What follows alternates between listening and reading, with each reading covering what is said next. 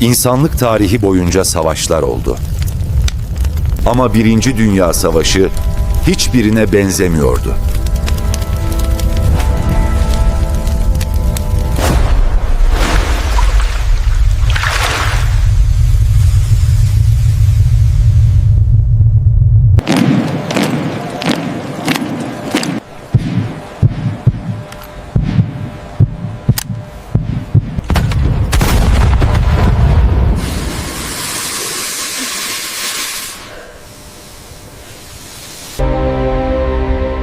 Bu bir ülkenin savaşı değildi.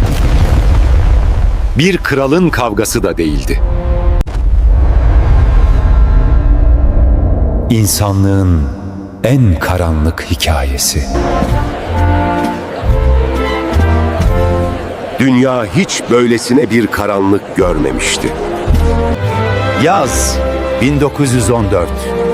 Avrupa bunun kendi altın çağı olduğuna inanıyordu. Fakat Sırp bir milliyetçi veliahtı vurdu.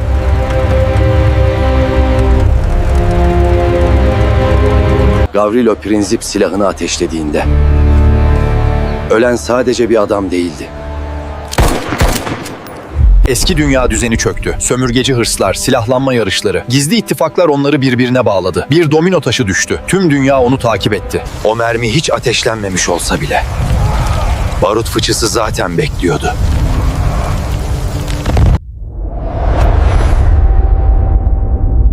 Şimdi pür dikkat dinleyin. Bu kısım önemli. Savaş tek bir nedenden dolayı başlamadı. Büyük güçler daha fazla toprak istiyordu. hükmetmek için daha fazla sömürge arzuluyorlardı. Her ulus biz daha büyüğüz iddiasındaydı. Balkanlar Avrupa'nın barut fıçısıydı. Avrupa bir cephaneliğe dönüşmüştü. Herkes savaşa hazırdı. Ama kimse onu gerçekten istemiyordu. Bu en tehlikeli kısımdı. Her şeyin tetikleyicisi. Eğer onlardan birine dokunursanız herkes sizin için gelirdi.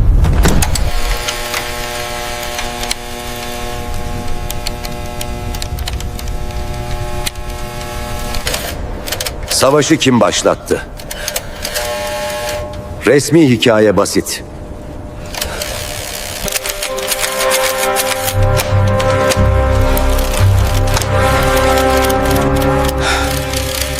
Bir savaş ilanı. Yerel bir çatışma.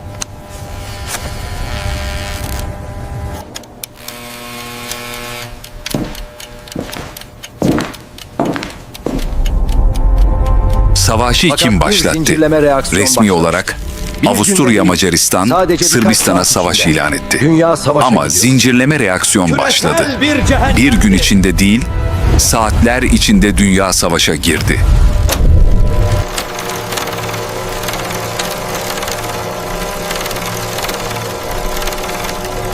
Savaş artık tek bir ülkenin değildi.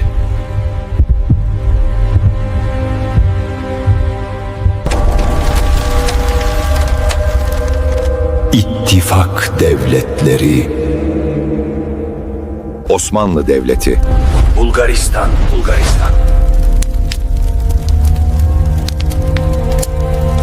İtilaf devletleri, İngiltere, Fransa, Rusya, Daha sonra İtalya, Amerika Birleşik Devletleri, Japonya. Bu artık küresel bir cehennemdi. Fransa ve Belçika hattı.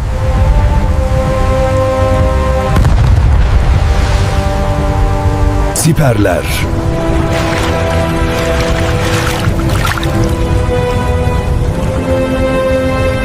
Çanır.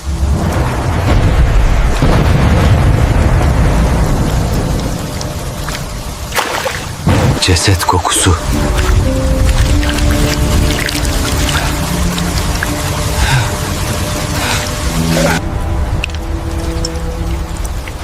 Askerler aylarca aynı çukurda yaşadı.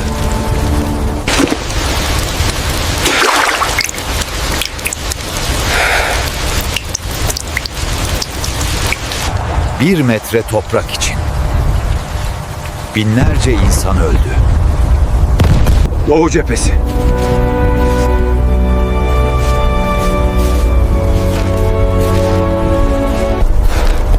Rusya çöktü.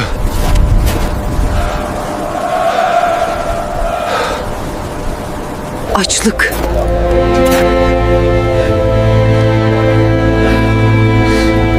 Ekmek.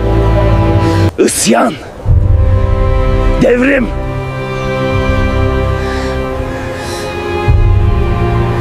Savaş!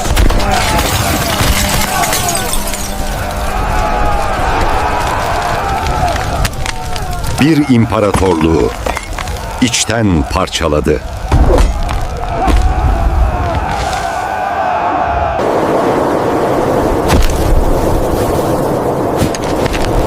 Osmanlı cepheleri.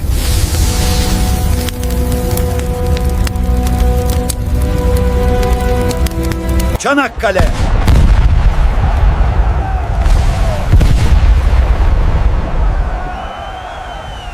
Kafkasya.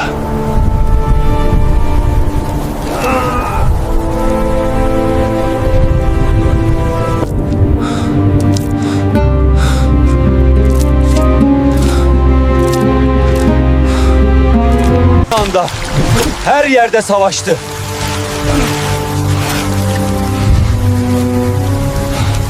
Ve her cephede kan vardı. Bu silahlar ilk kez kullanıldı.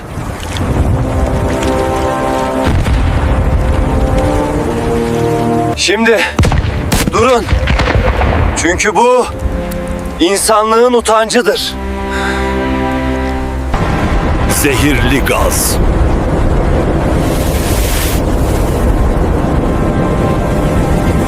Otomatik makineli tüfekler.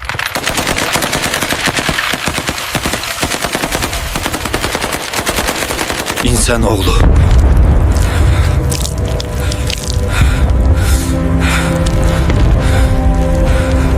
Gazla boğulan askerler. Yanarak can verenler. Parçalanmış bedenler. Bu bir savaş değildi. Bu bir deneydi. Kaç kişi öldü? Rakamlar soğuktur. Ama gerçek buz gibidir. 20 milyondan fazla ölü, 21 milyondan fazla yaralı, milyonlarca yetim, milyonlarca dul, bazı cephelerde bir sabah başlayan saldırı akşama kadar 50.000 can aldı. 1918. Müttefikleri birer birer düştü. Bulgaristan teslim oldu. Osmanlılar mütarekeyi imzaladı. Almanya silahlarını bıraktı. 11. saat. Silahlar sustu. Sonuçlar: asil korkunç olan 4 imparatorluk yok oldu, Avusturya Macaristan dağıldı, yeni ülkeler kuruldu ama sınırlar kinle çizildi, Versay Antlaşması, Almanya aşağılandı, ezildi, öfkeyle dolduruldu ve bu öfke 20 yıl sonra patladı. Dünya Savaşı bitti sanıyorsun. Hayır, o savaş İkinci Dünya Savaşı'nın fragmanıydı. Ve insanlık bu dersten hiçbir şey öğrenmedi. Birinci Dünya Savaşı insanın insana neler yapabileceğini gösterdi ve dünya bir daha asla masum olmadı.